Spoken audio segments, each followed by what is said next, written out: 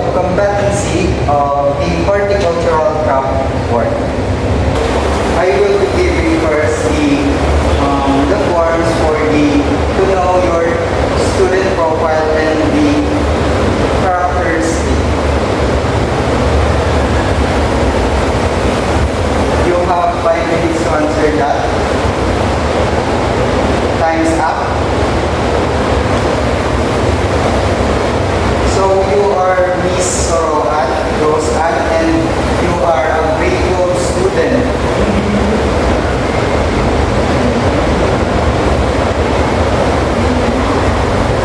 So let's proceed to the pre-test to know your prior knowledge about the qualifications of agricultural crops productions.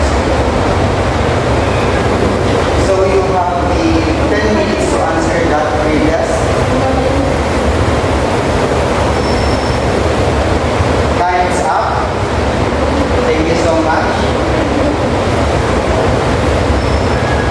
So let's proceed to the discussions of the agricultural crops productions and CWAT. So these agricultural crops productions and CWAT, which are the unit of competency of the horticultural crop work, and then the module title for the undertake the work as directed.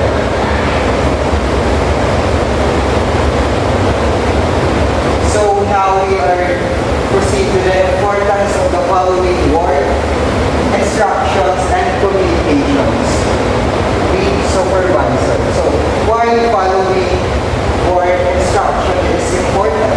So for the first one is to ensure accuracy and quality of work. Second one prevents mistake, rework, and delays.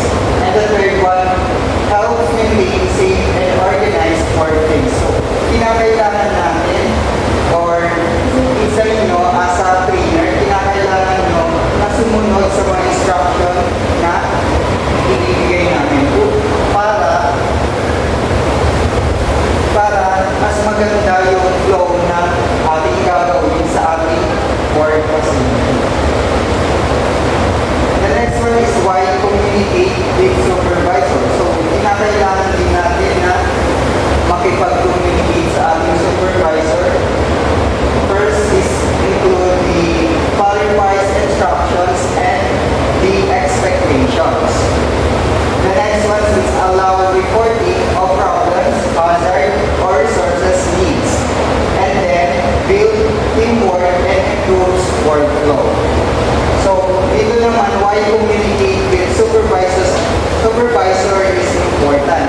So, kinakailangan natin or sa inyo as a trainer, kinakailangan nyo makipag-communicate sa amin ng mga trainer upang kung may mga problems kayo sa inyong ginagawa.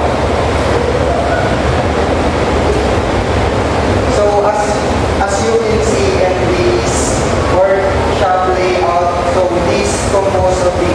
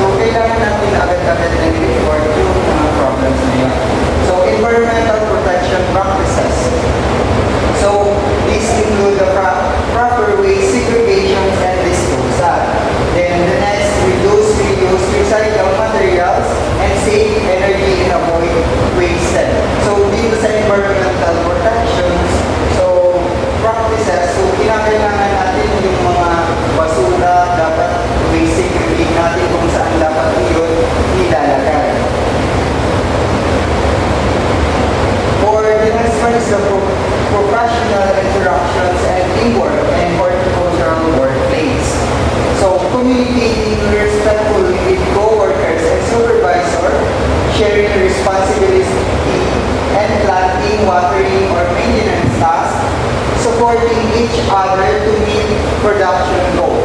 So, as a trainer or trainees, kinakailangan natin na makipag-communicate to the supervisor or makipag-communicate sa inyong mga trainees. So, kinakailangan din na magtulungan kayo as a trainees kung ano mga dapat yung pinapagawa. So, the next one is the company policies. The company policies on handling tools, chemicals, and waste disposal. So, tools being used properly and stored after use. So, kinakailangan natin na dapat yung mga tools and equipment after natin gamitin, kinakailangan natin ilagay sa tamang lagayan. Kailangan tayo meron storage area for the tools, equipment area. So the next one is chemical handling, safety levels where the PPE reports spill. So kanina discuss ko about doon sa PPE.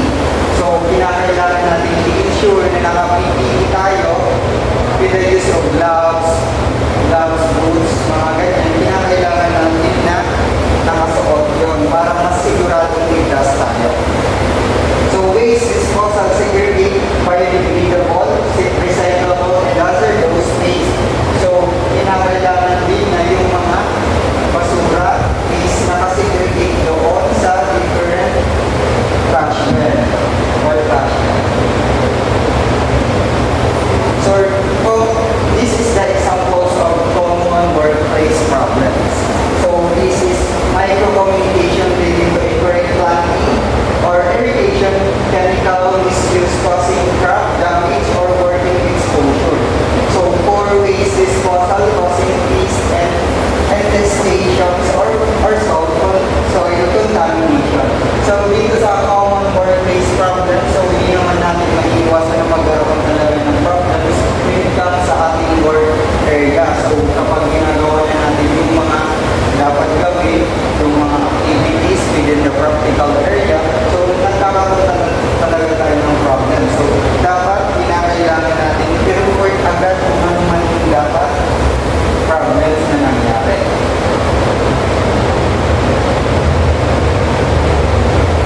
So that's it for the presentation. And now I will go into give the brief or rating test to know your knowledge.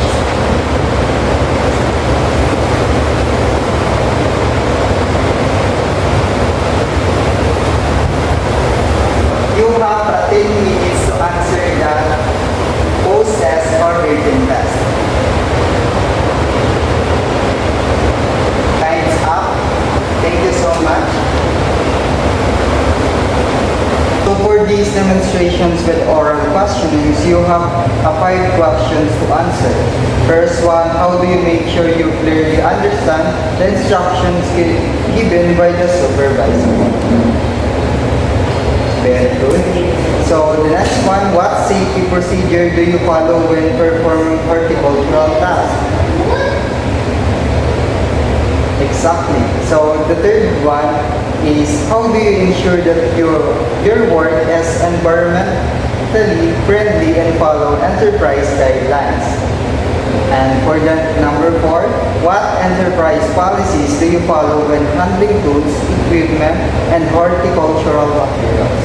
And for the last questions, what problems or difficulties should be reported to your supervisor when doing horticultural tasks? So you are Miss Soroan. So for the feedback, so you are definitely answered the 5 questions and you are based on your questions, your answer, you are satisfactory. Thank you so much. Based on the pre-test and the written test or post-test, you